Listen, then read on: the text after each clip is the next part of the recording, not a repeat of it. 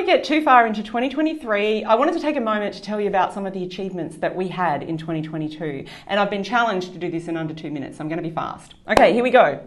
We held the world's first childhood dementia research symposium, which brought together over 75 experts from around the country and across the world. And since then, 122 researchers have joined our research alliance. Australia's government became the first in the world to dedicate a research funding call to childhood dementia. And the projects that come from this call will total $3 million and be a really key step towards therapies for children.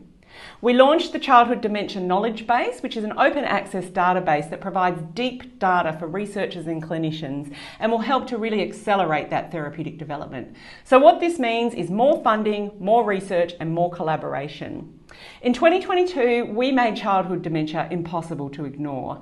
We released a State of Childhood Dementia report and we got media coverage on the calls to action in that report that exceeded a reach of 88.5 million people. Our social media reached over 2 million people and broad awareness and interest in childhood dementia around the world continues to grow.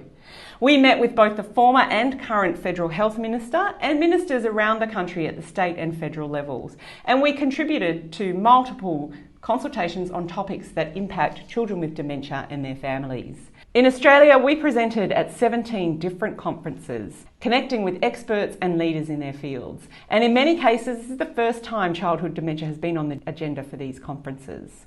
We worked with the University of New South Wales to begin to understand the psychosocial impacts of dementia on children and their families. And we created a suite of information resources for health professionals that will continue to build and grow. Over 500 people attended our information sessions and 98% said that they had now an increased understanding of childhood dementia.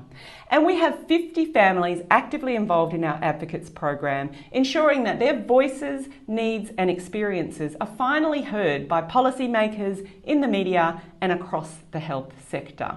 I might have gone over a couple of minutes, but I wanted to cover off some of those key points, and behind all of this is you, our network of supporters and people who are involved, contributing and supporting the work that we do. On behalf of the entire Childhood Dementia Initiative team, I wanted to say thank you, and we are so excited for what 2023 might bring.